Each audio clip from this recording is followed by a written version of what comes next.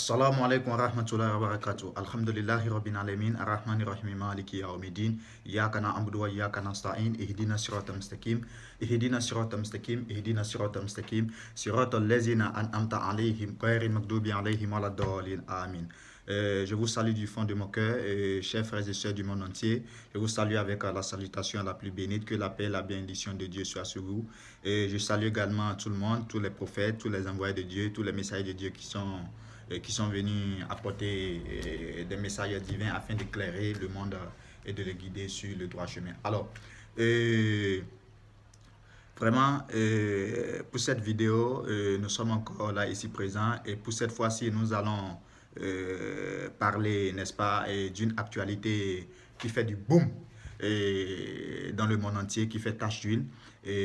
C'est quelle actualité en réalité? Il s'agit de la caricature du prophète Mohammed, sallallahu alayhi wa sallam, que la paix et la bénédiction de Dieu soit sur lui, et qui a été fait en France par un professeur. Et suite à cela, le professeur a été décapité, a été assassiné. Et puis, celui qui l'a fait, lui aussi, il a été abattu finalement par les policiers. Alors, qu'est-ce qui se passe en réalité, chers frères? Vous savez, suite à cela, il y a beaucoup de choses qui se sont produites. Emmanuel Macron, suite à cela, a renoncé du fait qu'il ne peut pas accepter, qu'il ne peut pas tolérer que la caricature du prophète Mohammed ne soit pas faite, ou bien sous prétexte qu'il y a de liberté d'expression, liberté de fait, la démocratie, la laïcité. Donc, pour cela, que oui, que la caricature du prophète Mohammed peut être continuée de faire. Au fait, tout cela, il y a des mystères qui s'y tournent, voyez-vous. Il s'agit de quoi en réalité? La caricature du prophète Mohammed, sallallahu alayhi wa sallam, ne peut pas être faite. C'est une impossibilité, voyez-vous. Ça ne peut pas se passer. Je m'en vais vous donner les raisons secrètes de l'impossibilité de la caricature du prophète Mohammed, sallallahu alayhi wa sallam. Vous savez, quand on dit le prophète Mohammed, c'est au-delà de ce que nous pensons. Le prophète Mohammed, sallallahu alayhi wa sallam, quand bien même qu'il est un être humain, il n'est pas un homme comme tout le monde. Ce n'est pas un homme ordinaire. Au-dessus de sa prophétie, au-dessus du fait qu'il est un prophète, c'est un homme surdoué. C'est un homme, c'est le plus parfait des hommes en réalité. Et la caricature de ce dernier, que cela soit réalisé, c'est impossible. Je m'en vais vous donner quelques raisons impossibles pour que cette caricature, une fois qu'elle est faite, ne va pas, c'est-à-dire devrait engendrer des problèmes dans le monde entier. Quand on dit le prophète Mohammed, quand on dit Mohammed, il s'agit de quoi? Ça veut dire le loué. Voyez-vous, Mohammed, ça veut dire le loué. Mohammed, celui qu'on loue, celui qu'on glorifie. Voyez-vous, c'est ce que Mohammed signifie. Alors, si cette personne est quelqu'un qu'on glorifie, c'est qu'il a une certaine chose, c'est qu'il a des choses de particularité qui ne sont pas comme tout le monde. Alors, commençons avec ceci. Vous savez tous avec moi que quand on veut écrire Mohammed, voilà comment ça s'écrit. Voilà comment Mohammed s'écrit. Je pense que vous voyez ce que... Voyez-vous? C'est comme ça Mohammed, c'est-à-dire le mime, le ha, un autre mime et puis le dal. Et en dessous de ce mime, il y a un shada. Quand on tourne le papier comme ceci, quand on tourne Mohammed verticalement comme ceci, regardez ce que ça donne. Vous et moi, nous sommes convaincus que ça a une forme d'un être humain. La tête, les deux bras associés, et le ventre, et puis le pied. Voyez-vous? Et ce shada, ça veut dire qu'il y a deux rangs ici. Il y a un petit qui représente le nombril et un grand rond qui représente le ventre. Et ce shada représente en même temps là où est contenu l'appareil, c'est-à-dire l'appareil de digestion, tout ça. Donc, bref, il y a la tête, le cou, le bras, les bras et le ventre, et puis les pieds. Donc, ça a la forme d'un homme.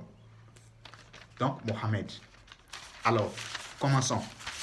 Quand nous avons vu que le prophète, que Mohammed, quand on dit Mohammed en réalité, c'est quand on dit Mohammed, en réalité, ça veut dire c'est un homme. Voyez-vous, Mohammed posé verticalement se représente un homme. Et quand on parle, quand nous disons un homme, c'est-à-dire vous et moi. Homme, c'est-à-dire grand H, masculin et féminin. Donc, ça veut dire toi qui me suis et moi. Donc, en réalité, tout être humain est un Mohammed. Quand nous considérons ce que cette image signifie, ça veut dire que tout être humain, tous autant que nous sommes dans le monde entier, nous sommes un Mohammed. Voyez-vous? Mais de tous ces Mohammed, c'est-à-dire tous autant que nous sommes, il y a un vrai Mohammed qui est le prophète Mohammed. C'est-à-dire, vous et moi, nous ne sommes que des fausses Mohammed. Quand bien même que nous sommes des Mohammed, mais nous ne sommes pas de vrais Mohammed. Le vrai Mohammed, le Mohammed authentique, c'est le prophète Mohammed. C'est-à-dire, c'est lui l'homme véritable.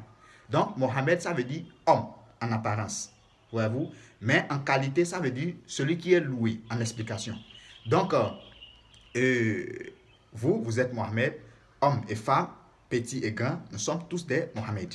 Mais le vrai Mohammed, c'est-à-dire le représentant des Mohammed, le représentant des hommes, le représentant, c'est-à-dire celui que nous pouvons appeler comme un homme véritable, un homme authentique, un homme parfait, si je peux utiliser le mot ainsi, c'est le prophète Mohammed. Maintenant, quand nous parlons de la perfection du prophète Mohammed, ce n'est pas une simple imagination, ce n'est pas une simple, ça ne vient pas de notre passion ou bien de la passion des hommes, non. D'abord, Dieu l'a confirmé dans le Coran que toi, Mohammed, tu essaies d'une moralité imminente. C'est-à-dire, tu essaies d'une spiritualité suprême. Tu es d'une moralité, tu es d'une qualité imbattable. C'est Dieu, le créateur de vous et moi, le créateur des hommes, des djinns, des anges, des animaux, des montagnes, des cieux, des terres, des vents, des eaux, des airs, tout, de toutes choses, de tout ce qui est entre la terre et les cieux. C'est lui qui a appelé Mohammed, qui a désigné Mohammed comme étant le plus parfait des hommes. Tu es d'une moralité imbattable, imminente. C'est-à-dire, à part toi, il n'y a plus quelqu'un. C'est ce que ça veut dire.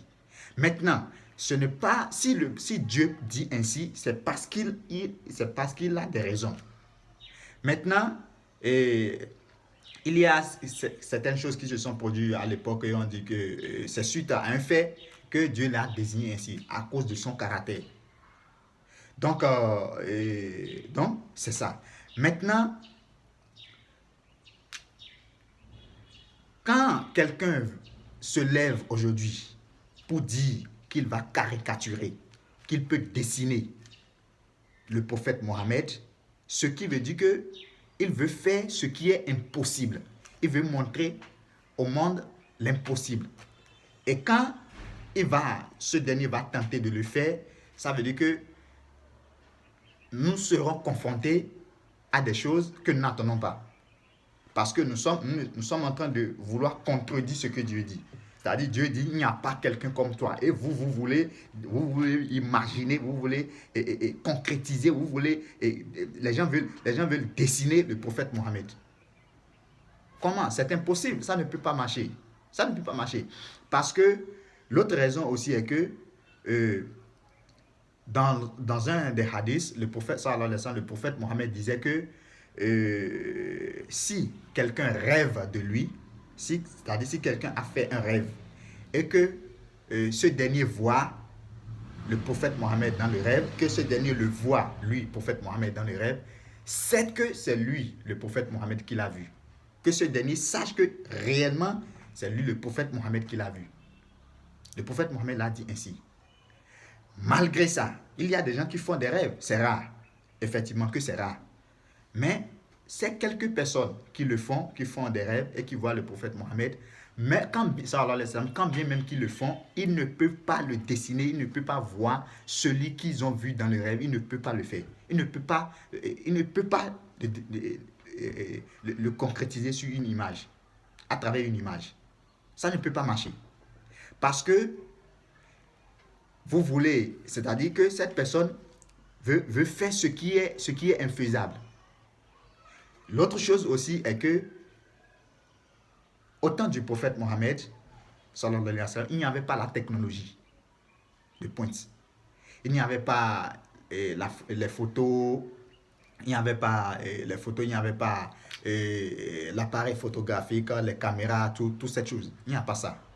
Eh bien, alors, s'il y avait toutes ces choses, c'était au 7e siècle, la technologie n'était pas encore née. Et alors, comment, s'il y avait cette technologie, on allait voir que oui, au moins on allait identifier une photo du prophète Mohammed et c'est sur ça qu'on va dessiner. Moi qui suis en train de parler, par exemple, on peut me dessiner. Voyez-vous, on peut dessiner, on peut caricaturer celui qu'on connaît, celui qu'on a déjà vu, ou bien une chose qu'on a déjà vu en photo, ou bien en image, ou bien en apparence, ou bien de façon face to face, on peut le caricaturer. Mais pas comme quelqu'un qu'on ne connaît pas. Donc, ce serait une fausse caricature, ce serait une illusion, au fait. Et l'islam n'accepte pas l'illusion. Dieu même n'est pas un Dieu d'illusion. Donc, ce serait impossible. Alors, je disais tantôt que chaque être humain, nous sommes un Mohammed. Chacun est un Mohammed. Maintenant, le symbolisme de Mohammed, c'est-à-dire du vrai Mohammed, en dehors de ceux qui s'appellent Mohammed, non, c'est pas ça. Oui, ils sont aussi, leur nom c'est Mohammed. Mais, vous et moi, nous sommes des Mohammed. Mais le vrai Mohammed, c'est le prophète Mohammed. Et maintenant, quand le prophète Mohammed ne peut pas être, c'est-à-dire, il n'a pas de semblable, il n'a pas il n'y a pas il n'y a pas de duplicité, j'allais dire. Il n'y a pas un semblable. Le prophète Mohammed n'a pas de semblable, en quoi que ce soit. En moralité, en mission, en apparence, dans toute chose. Maintenant, à l'exemple, donc il est une référence. Donc, à l'exemple du prophète Mohammed, chacun de nous, nous n'avons pas de semblable. Moi qui suis ici, par exemple, je n'ai pas de semblable. Sur terre, non. Si vous, même vous qui m'écoutez, chacun autant que vous êtes, si nous voyons quelqu'un et que chacun, autant que nous sommes, nous avons une identité, notre nom, notre date de naissance, nos activités, nos mouvements, tout ça. Mais si quelqu'un ressemble à une autre personne, ils n'auront pas les mêmes empreintes digitales. C'est-à-dire c'est différent. Voyez-vous, l'empreinte digitale est unique. L'empreinte digitale n'est pas semblable. Chacun avec son cas, chacun avec son signe. Et la science le confirme. Ça, c'est indiscutable. Maintenant, si entre nous, même les jumeaux, même les jumelles, qui sont nés les mêmes jours, les mêmes minutes, tout ça, ils n'ont pas les mêmes empreintes digitales, quelle que soit leur ressemblance. Donc, chacun est unique en toute chose. Cependant, que chacun est unique, on peut caricaturer nous les autres, nous les hommes, simple. Mais, comme cela doit se montrer en exemple, que oui, ce que Dieu a créé, c'est-à-dire, moi je suis unique, vous êtes unique, chacun est unique, cela doit être représenté par le responsable des hommes, par celui que Dieu aime le plus dans la vie. C'est le prophète Mohammed. Et c'est ça qui se concrétise. C'est pour cela, pour donner cet exemple, pour donner cette impossibilité, que c'est impossible que deux personnes soient uniques, Dieu montre cet exemple à travers le prophète Mohammed pour montrer que si vous ne savez pas que le prophète Mohammed, il n'est pas comme tous les autres, je vais vous le montrer à travers tout ce qui se passe. C'est ça la réalité. Donc, ça me rappelle une histoire. Lorsque Dieu créa Adam, arrivé à un certain moment, alayhi salatu wassalam, Adam vit une inscription dans les cieux. Et puis, il demanda à Dieu, quelle est cette inscription? Au fait, il a vu, la ilaha illallah, Muhammad Rasulullah. Et il demanda à Dieu, quelle est cette inscription? Dieu lui a dit, il a demandé, qui est ce Mohammed Rasulullah? C'est lui le premier homme qui a été créé. Et Dieu lui a dit que Mohammed, sallallahu alayhi wa sallam, que c'est l'un de tes petits-fils qui va venir, qui existe déjà, mais qui va venir après. Ça veut dire que le prophète Mohammed existait déjà même avant Adam, avant la création d'Adam. Et quand Dieu, après avoir créé les anges, disait à Adam, et après avoir créé les anges, disait aux anges de ce qu'il allait créer un calife sur terre, un représentant sur terre. Ce verset, ce représentant, à la première explication, s'indique à Adam. Mais en réalité, c'est le prophète Mohammed. C'est le prophète Mohammed qui est ce représentant de Dieu sur terre. Ce n'est pas Adam. La première indice, la première indication que le Coran donne, c'est Adam. Mais dans le sens profond, c'est le prophète Mohammed qui est ce représentant, qui est ce calife de Dieu sur terre. C'est-à-dire, c'est lui qui est l'empreinte de Dieu sur terre, qui est le cachet. Je ne sais pas quel mot utiliser plus. C'est lui qui est l'authenticité de Dieu sur terre. C'est le prophète Mohammed. Maintenant, cette personne, nous disons maintenant que nous voulons la caricaturer. Ce serait impossible. Et même si les gens, même si les musulmans, la majorité des musulmans ne disent rien, et que les gens se taisent, il y aura toujours des personnes qui vont révolter contre. Quel que soit ce que vous allez faire. Parce que même si les hommes ne réagissaient pas, les animaux vont se lever et réagir contre ceux qui le font. D'autres créatures. Parce que le prophète Mohammed, il n'est pas comme les gens. Donc, dites à Macron et à tous ceux qui tentent de caricaturer le prophète Mohammed que ce n'est pas ça la solution. Ils disent qu'ils ont la liberté d'expression, et la liberté, la laïcité, la démocratie, tout ça. C'est une provocation. Je vais vous donner, le prophète Mohammed a quelques qualités que personne au monde n'a pas. Quelques qualités sur lui que Dieu lui a gratifié, Dieu lui a favorisé, que personne dans le monde, dans l'éternité n'a pas. C'est lui seul, même Jésus, que les gens crient. Isa Boun Mariam, le prophète Isa, même Moïse, même Abraham, même Adam, même tout.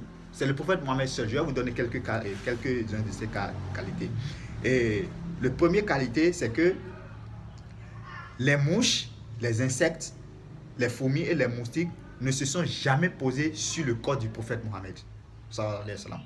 Les mouches, les fourmis, les insectes, ils ne se sont jamais posés sur son corps. Vous et moi maintenant, tout le monde, si nous faisons, il y a les insectes posent sur nous.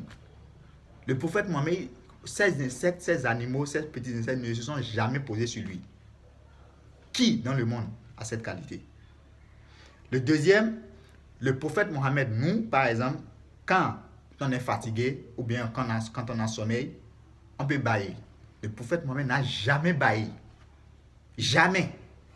C'est ce que l'histoire nous fait savoir. Le troisième, c'est que les domestiques ou sauvages n'ont jamais peur au prophète Mohammed. Ils font amitié avec lui. C'est-à-dire là où le prophète Mohammed est, les animaux peuvent venir, domestiques ou sauvages. Donc c'est ça. Alors, qui entre vous et moi, nous, même les animaux domestiques, on a peur. Le chien, on a peur du chien. On a peur, on a peur. Ne disons même pas des animaux sauvages, le serpent. Même la souris. Le prophète Mohammed, il est en amour et en amitié avec tous les animaux. Voilà l'une des qualités du prophète Mohammed. Le quatrième, c'est que si le prophète Mohammed dormait, s'il est en train de dormir, il peut même entendre les conversations. C'est-à-dire, il peut écouter d'autres choses, quand bien même qu'il est en train de dormir. Ce n'est pas qu'il fait semblant de dormir, ce n'est pas ça. C'est-à-dire, il dort en réalité, mais il écoute encore d'autres conversations. Voilà l'une des qualités du prophète Mohammed. Le cinquième, vous et moi, peut-être que c'est dans les rêves que nous pouvons écouter. Peut-être on rêve et on écoute des choses dans les rêves, tout ça, on rêve. On rêve. Donc, ou bien lorsqu'on entend un son, on peut se réveiller. Pour le prophète Mohammed, ce n'est pas ça. Alors, le cinquième point, c'est que le prophète Mohammed, quand il est debout ou bien quand il est quelque part, il pouvait tout voir en même temps. Il pouvait voir devant, derrière, à gauche et à droite. Il pouvait voir devant, derrière, en même temps, le prophète Mohammed. Ce n'est pas qu'il a des yeux derrière, il n'y a pas de l'œil derrière. Mais il pouvait voir, ce sont des dons, ce sont des miracles que Dieu lui a conférés. Que personne dans le monde n'a pas ça. Et cela ne veut pas encore dire la clairvoyance. Non, ce n'est pas la clairvoyance, c'est autre chose. Alors, le prophète Mohammed, sallallahu alayhi wa sallam, quand il urine, ou bien quand il fait, comment on appelle, ses selles, automatiquement la terre s'ouvre et couvre son urine et ses selles, automatiquement. C'est-à-dire le prophète Mohammed, la terre absorbe cela en même temps. C'est-à-dire que si le prophète Mohammed urine maintenant ou qu'il fait de sel, vous qui passez ou bien vous qui êtes à côté, vous ne pouvez pas voir les traces de ce qu'il a fait. Vous et moi. Qui parmi nous, ou bien qui parmi Macron, ou bien ses alliés, tous ceux avec qui sont avec des alliés, tous ceux qui font de mauvais complotages contre l'islam, qui parmi eux ont cette qualité? Personne. Dieu montre à travers le prophète Mohammed sa puissance. Alors, le septième, c'est que le prophète Mohammed, sallallahu alayhi wa sallam, quand il est debout, bien quand il est quelque part, et que vous êtes devant lui, quelqu'un est devant lui, son pied est toujours plus grand que le pied de son second, ou bien de ses compagnons. Toujours. Quelle que soit la taille, quel que soit le rang, quelle que soit la personne. Son pied est toujours plus grand. C'est un miracle. Et tout ça, je ne veux pas entrer dans les détails, dans la signification de ces choses. Ce n'est pas le sujet. Alors, le huitième point, c'est que le prophète Mohammed, sallallahu alayhi wa sallam, il a été circoncis dès même le ventre de sa mère. Il a été circoncis, nettoyé dans le ventre de sa mère avant même d'être mis au monde. Le prophète Mohammed, sallallahu alayhi wa sallam, le représentant des hommes. Donc, c'est ça. Alors, le neuvième point, c'est que le prophète, et c'est ça qui m'étonne trop parmi tous ces points. Le prophète Mohammed n'a même pas d'ombre. Il n'a pas, c'est-à-dire de silhouette. Il n'a pas de silhouette. Et c'est là que je m'en vais venir. C'est sur ce point particulier nous pouvons... c'est ça ce qui se passe en réalité sur la caricature. Il n'a pas d'ombre. Il n'a pas de silhouette. Même dans le soleil, au moment du soleil, la lune, ou bien au niveau de la lumière. Le prophète Mohammed n'a pas de silhouette. C'est-à-dire quand il passe, ou bien quand il est quelque part, vous ne pouvez pas voir son ombre. Il n'a pas. Donc, sur ce point particulier, c'est pour cela que je dis que c'est ce point qui m'intéresse le plus. C'est ce point qui est lié à ce sujet. C'est-à-dire, À travers ce point, vous allez voir que quelqu'un qui n'a pas de silhouette, vous devrez comprendre que c'est Dieu qui l'a construit comme ça. Ce qui veut dire qu'il n'est pas comme les autres. Donc, vous ne pouvez pas le caricaturer. Même si vous tentez de le faire, si les gens tentent de le faire, il va rester dans sa chambre et le faire à lui et regarder et imaginer ce qu'il veut. S'il fait ça et qu'il fait sortir cela, s'il y a des musulmans là, ou bien s'il y a quelqu'un qui comprend le vrai sens des choses, la personne, on ne sait pas ce qui peut se passer. C'est-à-dire, même si cette personne ne le refuse pas ou bien n'aille pas contre cette personne, Dieu même va agir. Donc, tous ceux qui font des soulèvements contre Macron, contre ce qui s'est passé, ce n'est pas la peine. Ce n'est pas la peine. Vous n'avez pas besoin de Dieu. Dieu même va prendre sa défense. Et le prophète Mohammed sallallahu alayhi wa sallam, j'aurais appris que en son temps, il y a quelqu'un qui insultait le prophète, tout ça, mais il ne s'est pas défendu. Donc, les soulèvements de certains musulmans qui prennent, qui brûlent les choses, tout ça, vous n'avez pas besoin de faire tout ça. Non, non, non, vous n'avez pas besoin. Il y a beaucoup de techniques. Dieu même va prendre sa défense. Laissez-les. Laissez Macron et tous ceux qui font de n'importe quoi sur lui. Il faut les laisser. Taisez-vous. Voyez-vous? Et donc, c'est ça. Alors, donc, le neuvième point, c'est que le prophète Mohammed n'a pas de silhouette. Et c'est quelqu'un qui n'a pas de silhouette, c'est que cette personne n'a pas de semblable. Parce que le silhouette ou bien l'ombre, ça représente, c'est-à-dire, ça fait que ça montre que la personne est semblable à quelque chose. Voyez-vous?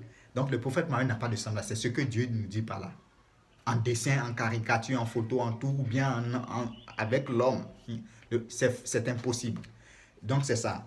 Et puis le 10e point, parmi les qualités du prophète Mohammed, que Dieu l'a donné et qui n'a pas donné à quiconque sur terre, c'est que le prophète Mohammed a été purifié totalement par Dieu. Totalement. Ce n'est pas la volonté du prophète, c'est la volonté de Dieu. D'abord, Dieu dit dans le Coran qu'il a pardonné ses péchés, passés, présents et futurs. Et puis, le prophète Mohammed a subi, sallallahu alayhi wa sallam, il a subi une opération de désintégration de l'ego. C'est-à-dire, il a subi une opération de désatanisation, que j'appelle une opération de satanisation. C'est-à-dire que ils ont ouvert, parce qu'ils ont ouvert son ego. Dieu a envoyé un ange qui est venu, je pense que c'est l'ange Gabriel, qui est venu ouvrir sa poitrine pour une première fois et a enlevé son ego, sa partie satanique. C'est-à-dire Dieu l'a désatanisé. Ce qui est le péché, ce qui constitue le péché, Dieu l'a enlevé dans le cœur du prophète Mohammed, l'ego, le moi-même. Voyez-vous? Donc, c'est ce qui s'est passé. Et pour une deuxième fois, lors de son voyage nocturne, qu'on appelle le voyage céleste qui est à Mirage, Dieu a mis dans son cœur, Dieu l'a ouvert sa poitrine à nouveau et a mis dans son cœur la connaissance, la sagesse et tout, la prophétie. Et Dieu a lavé son cœur avec l'eau de Zamzam. Écoutez mes frères, donc voilà les 10 points, les 10 qualités, quelques 10 qualités du prophète Mohammed que personne n'a pas jeté. Donc ce qui veut dire que c'est impossible. Les gens, au fait, nos dirigeants doivent comprendre, tout le monde doit comprendre que le prophète Mohammed, il est différent. Donc, c'est ça. Même les musulmans qui ne savent pas, ils doivent le savoir. Tout le monde. C'est quelqu'un qu'on ne peut pas comparer, qu'on ne peut pas imiter de nulle part. Et beaucoup de témoignages ont été faits sur lui et sur les grands savants occidentaux. Les Victor Hugo, Bernard Shaw, toute personne, beaucoup de savants ont fait des témoignages sur sa mission. Et quand on rentre dans sa mission aussi, il a occupé tous les rangs qu'un être humain peut occuper sur Terre. C'est lui seul. Donc, il est incomparable. Donc, c'est ça.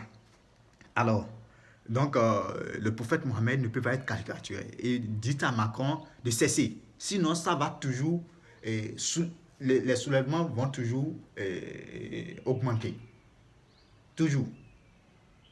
C'est impossible parce que Dieu ne va pas, Dieu, même si Dieu ne prend pas certains pour calmer la situation, il va susciter d'autres pour remonter la situation. Juste pour punir Macron. Pour punir, ce n'est pas Macron seul. Tous ceux qui sont alliés à lui, ou bien tous ceux qui sont dans le même sens que lui, Dieu va se montrer à eux. Donc, baissez vos âmes, les musulmans, laissez Dieu agir seulement. Donc, c'est ça. Mais, malgré tout, nous comprenons que il y a une autre raison, il y a une autre raison, un autre plan, un autre objectif derrière tout cela. Ce qui fait que Macron, suite à ce fait, il a pris des décisions, je ne dirais pas irréfléchies, je ne sais pas quelle décision je vais dire. Et il a pris des décisions inhumaines, si je peux m'exprimer ainsi. C'est-à-dire, quand on parle de la laïcité, cela ne veut pas dire le désordre. La laïcité peut être, ce n'est même pas dans le plan divin, la démocratie, toutes ces choses-là. Maintenant, sous prétexte qu'on est laïque, qu'on est démocrate, on peut faire ce qu'on veut. Non. La religion de Dieu, c'est la religion de Dieu, point. Et quelques jours en avant, il disait que l'islam l'islam connaît une crise mondiale. C'est sa tête, c'est lui qui est en train de, c'est sa mentalité qui est en crise. Lui avec ceux qui sont dans le secteur consolat, c'est eux qui sont dans le crise, ce n'est pas l'islam. L'islam, c'est l'islam. L'islam est intouchable. Donc, dites à Macron de faire très très attention. Et nous disons qu'il y a d'autres raisons secrètes derrière ça. C'est quoi la raison? C'est que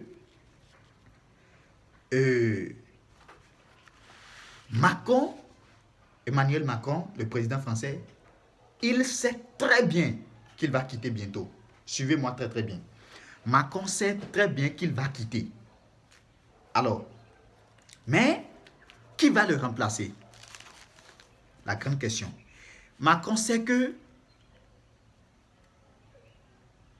il y a un certain grand monarque que certains appellent le Mahdi, que presque tout le monde appelle le Mahdi, et tout ça, le cavalier blanc, tout ça, et le Machia, le grand monarque. Il sait que beaucoup de révélations, beaucoup de voyances, ou bien eux-mêmes, dans leurs analyses, dans leur manière de voir les choses, il sait que la France va changer bientôt. Voyez-vous? Il sait qu'il sera remplacé par un certain grand monarque que les gens disent. Et puis, la probabilité est forte pour que ce grand monarque, d'ailleurs, il sait que ce grand monarque va venir de l'extérieur, c'est-à-dire, c'est quelqu'un qui ne sera pas d'origine française. Voyez-vous? Il va venir en France. Il va venir d'un pays étranger. Maintenant, il sait que la probabilité pour que ce grand monarque, cet homme, vienne de l'Algérie, ou bien de la Tunisie, ou bien de la Turquie, bref, des pays maghrébiens. En particularité, l'Algérie, la Turquie, oui, ces trois-là. Maintenant, comme en France, il y a beaucoup d'Algériens, peut-être que ce grand monarque est déjà en Algérie, est déjà en France, peut-être qu'il va venir.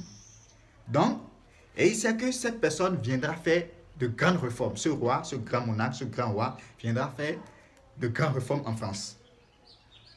Voyez-vous? Maintenant, que faire? Ils sont en train de faire tout possible.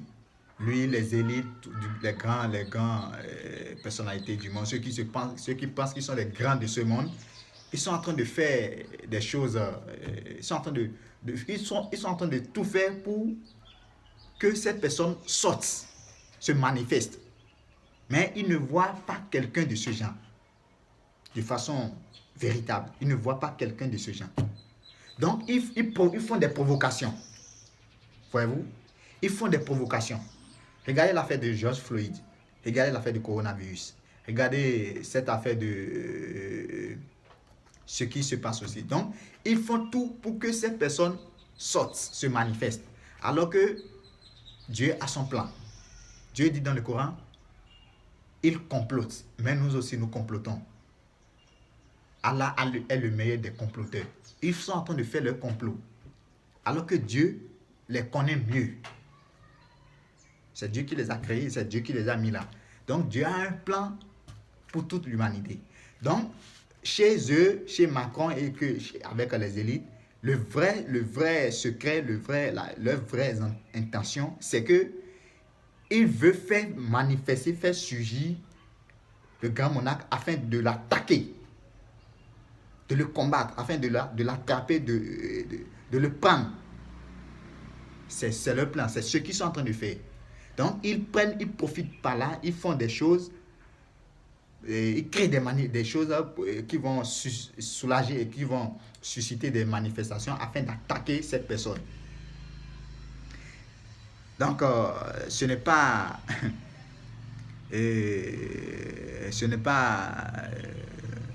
étonnant ce qu'ils font. C'est aussi un plan divin. Et il est dit que le mardi, le grand monarque va venir suite à certaines manifestations. Donc, c'est ça. Alors, donc c'est une provocation qu'ils sont en train de faire.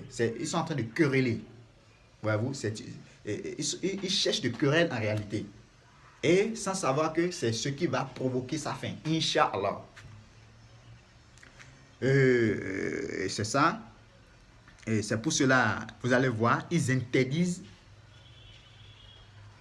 les imams venir, ils interdisent que les imams, que des imams soient venus de l'Algérie, de la Turquie, de la Tunisie, des pays maghrébins, pour venir s'imposer en France. C'est-à-dire des imams, c'est-à-dire on sait que cet imam, ce grand monarque, ce sera forcément l'imam al-Mahdi, l'imam Mahdi. Donc comme ils savent que la personne sera imam, c'est-à-dire un devancier, un roi, un guide, un leader. Donc ils sont en train de faire tout possible pour empêcher la mission, le rôle, et le travail de cet imam al-Mahdi, de ce grand monarque qui va venir en France. C'est pour cela ils sont en train de mettre en place une politique de contre-attaque contre les islamistes, tout ça. Donc, c'est ça. Et donc, ils disent qu'aucun imam ne va venir en France pour venir imposer sa loi, ou pour venir faire quelque chose en France, tout ça. Alors qu'il se trompe. Ce n'est pas lui Dieu. Dieu va faire manifester le mardi, le grand monarque, et sa mission va s'accomplir. Donc, c'est ça. C'est ça. Donc, nous allons finir ceci en vous disant que tenez-vous tranquille. Nous invitons Macron que ce n'est pas ça la solution. Ce qu'il fait, il n'a qu'à baisser les armes. Il est en train d'adopter un certain, il dit le séparatisme, tout ça, que l'islam les lois d'État, les lois islamiques ne doivent pas être en contradiction avec la loi étatique, c'est-à-dire la loi de la France. C'est la liberté, parmi les lois de la France, il y a la liberté d'expression, alors que ce qui est contraire à la loi islamique qui n'est pas la démocratie, qui ne tolère pas la démocratie, puisque c'est sous base de démocratie que tous les désordres, que tout ce qui se passe, voyez-vous. Donc, ils disent que l'Algérie, aucun pays, aucun imam ou bien quelqu'un ne va pas venir, un Algérien ou bien quelqu'un ne va pas venir de l'extérieur pour venir imposer sa loi, la loi islamique en France, sans savoir que c'est la loi islamique, c'est les principes de l'islam qui peut sauver le monde. Même lui, Macron, c'est la loi islamique qui va le sauver. Donc, ceux qui sont contre Macron, ceux qui sont contre Macron, ou bien ceux qui s'opposent à sa décision, à tout ce qu'il fait, ce n'est pas, vous aussi, ce n'est pas ça la solution. Macron aussi est un Mohamed. Et quand on dit Mohamed, quand on dit la ilaha illallah Muhammad Rasulullah, la vraie interprétation, c'est là, il n'y a pas d'autre Dieu en dehors de Dieu. Et Mohamed est un messager, c'est-à-dire le prophète Mohamed. Mais vous et moi, nous sommes des messagers entre nous. C'est-à-dire, ce que je fais, c'est Dieu qui me commande. C'est-à-dire, c'est Dieu, et je fais ça sous l'autorisation de Dieu. Ce que vous faites, ce que tous dans le monde nous faisons. Donc, ce que Macron aussi fait, c'est un plan de Dieu. C'est Dieu qui le dit de le faire. C'est vrai que beaucoup diront que ce sont les plans sataniques, tout ça. Mais c'est un plan divin caché. C'est Dieu qui donne cette autorisation, cette guidance à Satan d'inciter Macron à le faire. Donc, si Dieu dit qu'aujourd'hui, d'ici à là, Macron va se repentir et devenir musulman, un bon musulman, Dieu peut le faire. Il a cette force. Il peut le faire.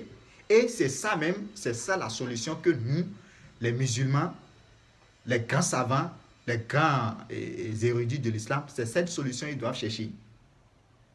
Les francs-maçons, tous ceux qui sont dans les Illuminati, ils croient qu'ils ont une puissance. Ils n'ont rien. Si les musulmans pouvaient s'associer et tenir le Coran, faire ce qu'ils doivent faire, ils vont anéantir la loi des francs-maçons. Les idoles, les fétiches, Satan qui trimballe, toutes ces choses-là, ils vont les anéantir. Et ils ne pourront rien faire. Ils ont confiance en l'armement. L'armement, c'est rien. Le moment viendra bientôt où même toute âme sera obsolète. Tenez-vous tranquille. Et Dieu a un plan, donc, de l'un et de l'autre. Nous vous conseillons de remettre la balle à terre et que Macron, qu'il accepte ce que les autres pays alliés, les pays alliés islamiques lui disent de rabaisser, c'est-à-dire de ne plus continuer à renforcer l'autorisation ou bien la permission de la caricature du prophète Mohammed. Non, il n'a qu'à amener la balle à terre. Et l'autre chose aussi, les musulmans, vous aussi, laissez les faire. Ramenons la balle à terre. Si un côté ne veut pas accepter, les autres